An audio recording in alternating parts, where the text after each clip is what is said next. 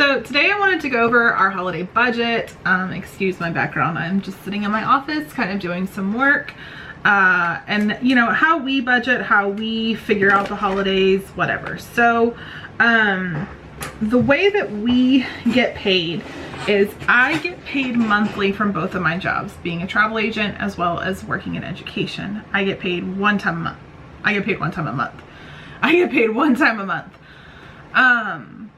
And that works pretty well for me. So, you know, we have our paychecks set up a certain way. So my husband gets paid weekly. So that means he gets paid, sometimes he has those extra paychecks, and we budget by the month. So there are a few times a year when we have a extra paycheck.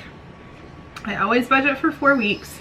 And so the way that we do it is we budget my travel income as 0. We do not account for that. We don't use it for any, like it's not anything that we plan on having. We try to act like it's not even there, truth be told. And that works really, really well for us. You know, we have our income and our budget for things that we budget for, and we have a cash envelope. So the way that our budget works is I do $40 a week into our Christmas envelope. And when we do envelopes, those come out every week. That's just a no-brainer. We don't do anything different than that, because you need groceries every week, you need gas every week, all that stuff. So by the end of the year, we have $2,080 in our Christmas fund. We also have a birthday fund that I only put $25 in, and I have a ton of people that I buy birthday gifts for. So I buy each of my kids a birthday, you know, birthday presents.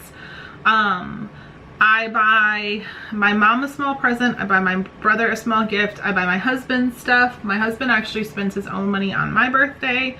And then occasionally, like for work, I'll pop $5 into a pot for people. Jeff will kind of do the same at his work. And then I always send my best friend a present. So we do have a lot of people that we buy for birthdays, and we only put in $1,300 a month. I mean, $1,300 a year.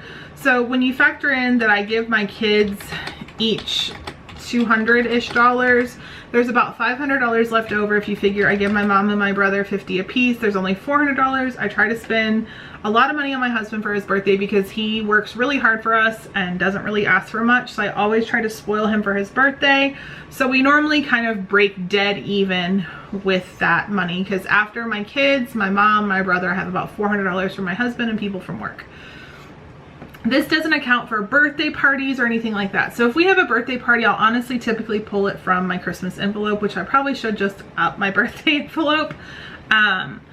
But that's just how I do it. So typical things that you want to think about for your Christmas budget is one of the people that you're buying for. And I mean, think of everybody. So I buy for my 4 children. I buy for my husband. I buy for my best friend. I buy for my mom, my brother, and my dad. I buy for my coworkers. I buy for all of my kids' teachers. And then occasionally we will do some like Angel Tree Kids, things like that. And then we always also do Operation Christmas Child. So that $2,080 or $30, whatever I said, is not going to go very far. My mom and my brother, I used to get tons and tons and tons of stuff for them, but that gravy train has ended. I now get my mom $100 worth of a gift, and I get my brother $50 worth of a gift. I would like to start sending my dad a $50 gift. My dad is probably my biggest cheerleader in the entire world and always has been. So I would like to start sending him something as well. Operation Christmas Child, we try not to be stingy on that. We try to let the kids go in and, you know, shop smart, shop at the dollar spot and Dollar Tree and things like that, but really fill up the box so that they really feel good about what they're giving and can give thought into it and things like that. The kids, it all depends. You know, some years we'll do big things, some years we'll do little things. It just truly depends. I really did like the want, need, read, wear thing, but it just doesn't work in our family because like Aubrey typically wants a lot of clothes. Trevor could care less about clothes. Casey is kind of in the middle, and Ellie is still in that I want toys age. So that doesn't really work for us, but we just really try to stick to a budget, knowing that, hey, Ellie's tree is probably going to look a lot bigger than Trevor's tree. We always try to get them one big item, one nice full outfit, you know, top, bottom, shoes, socks, underwear, bras, all that type of stuff. We always try to get them a pair of Christmas pajamas. I do like to try to give my kids a new book or something of that nature, a Bible, a devotional, just a good reading book, a good series, something like that. You know, and just Christmas is what you make of it, and it's what you want of it. And I fell into the trap of so many years of doing a carnival Christmas, and then I thought, okay, the only way to stop that is by doing the want, need, read, wear, and that didn't work either. So we're kind of somewhere in between that, and that's just being honest and being real. Some other categories that you always want to remember is you know, Halloween, Thanksgiving, Christmas, in the matter of meals. I know on Halloween, we are not cooking that day. It is going to be a pizza day or something like that. I know the same thing for the day before Thanksgiving. It's gonna be some sort of fast food that day because I have been cooking all day, and the last thing I wanna do is cook or clean in the kitchen again. As for Christmas, we do like to order something that is kind of overpriced, but it's something that's already pre-made that we can just pop in the oven or whatever and be done with it. Also planning for the fact that during the holidays, you do eat out more. Maybe if you have a little bit of money left over in your grocery budget, you can buy a gift card here and there to offset that cost. And for us, like certain times of year, if we buy a gift card through Kroger where we shop, we get 4 times that amount in gas points, which can add up. A $25 gift card gives you 10 cents off. That adds up. So always trying to remember food, trying to remember things like Christmas cards, pictures for your Christmas cards, stamps and address labels for your Christmas cards, things like that, that you don't want to forget, because those things are the things that will sneak up on you and come out of nowhere and are really, really expensive. Excuse me. And it's not, the last thing you want to be doing during the holidays is like scrambling. You know, also think of everybody, your people that you go to church with, your neighbors, all that stuff. We don't do any of that. We're not people, so that doesn't really pertain to us a lot. All the things that you need for wrapping. Go to like Costco or Amazon and buy a huge pack of tape. And then buy, crap, I already packed it, but like the old-timey dispensers that sit on your desk, use that for tape. Do not buy those little rolls. They are so overpriced when you can just put it on a dispenser. I would suggest buying a really nice pair of scissors.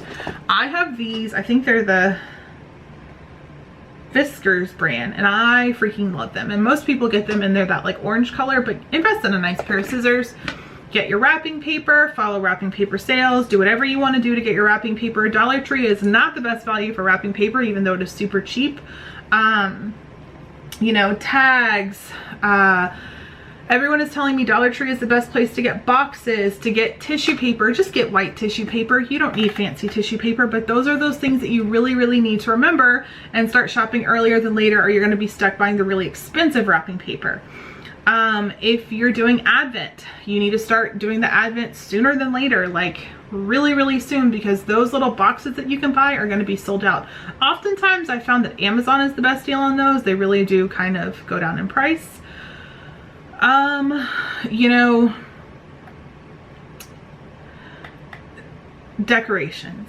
Some people use the same things over and over again. Some things add a few things each year. Some people completely get rid of things and change completely themes and all that stuff. You just gotta find what works for you.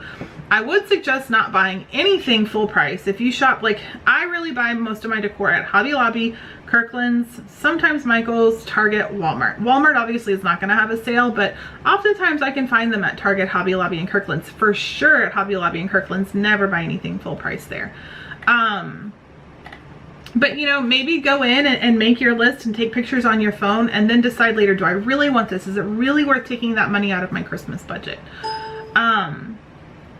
Food, that's a big one.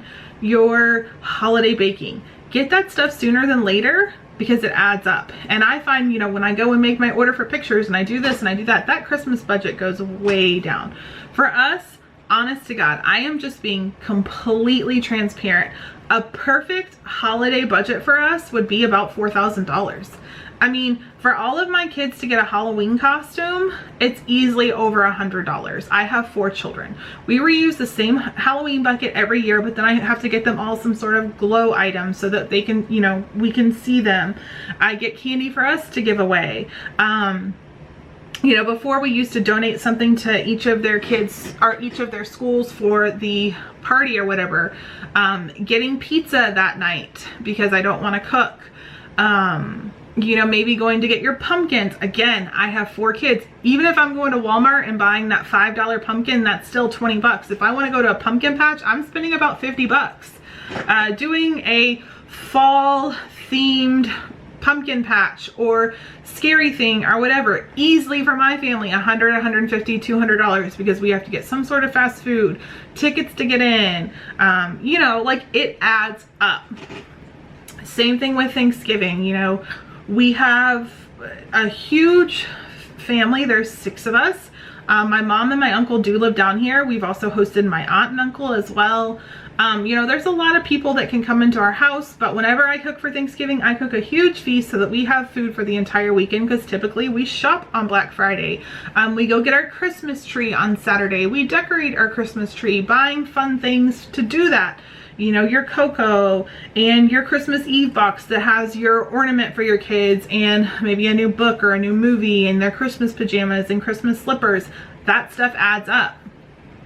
Of course, Christmas itself, buying gifts for people and wrapping paper and all that stuff and photos to send to people and buying things to make homemade gifts. You know, going to see Santa. If you go to see him at the mall, you're gonna pay a pretty penny. Going to do any sort of like light tour or anything that's not just driving around subdivisions, that adds up. And I always have a decent amount left over that I just kind of roll into the next year, or I roll into a project or something like that. Or we buy like an annual pass to go somewhere so that the kids, you know, have like a gift that keeps on giving. Or sometimes if we have a lot of money left over, we will adopt an extra kid at my school that I know is in our backpack program and maybe doesn't have anything. But you know, really sitting down and writing down all the things that you're doing and thinking about doing and all that stuff. I'll say that, you know, we could easily spend 200 bucks on our kids without even blinking for Christmas when you think of their stocking, their Christmas Eve box, a few things for Christmas. Like, it adds up. My kids are older, but that is fine for us. We make a decent income. We're not rich by any means, but our needs are met. And our bills are very low and affordable, that we choose to spend our money on holidays. We love the holidays, being with one another, spending that time with one another, spoiling one another, shopping and treating one another. That all works really, really well for us, and vacationing. There have been years where we said, you know what, we saved a lot by not having a birthday party, and we didn't spend a ton of money on birthdays. We're just gonna go on a vacation instead. So, you know, for us, I know it's our perfect amount. I really do think that like $4,000 is what we need to get through the holidays. I mean, that is like fall through New Year's. But I mean, you have to find what works for you. Obviously, you can't save $4,000 in a few months. I mean, I guess you could if you really wanted to, but you know, find out what works for you and what works for your family, and make the amount that you think is important and get it done. I know this year we have a lot of money in our Christmas fund, because like every time we got a little bit of extra money, I would put it towards our Christmas envelope. Honestly, just because we didn't get to do a lot. We didn't get to go many places. We had to stay home for a very, very long time. And I just thought, you know what? Hopefully by then everything will be done and I can just spoil my kids. So like, I don't even have to save much more this year if I don't want to, and be able to give the kids like a huge Christmas. So you just have to figure out what you want to do. I mean, if you want to give your kids one present and call it a day, do you. Like, that's just what works for you. But that's our budget and how we do our budget and what works for us. And whatever works for you is whatever works for you. And don't make anyone make you feel bad about that. Like, we're all adults. We all have adult money, as TikTok says, and we just should be able to spend our money the way we want to. So thank you guys so much for watching. I really appreciate your support, especially for awful videos like this, but I'll see you guys in the next one.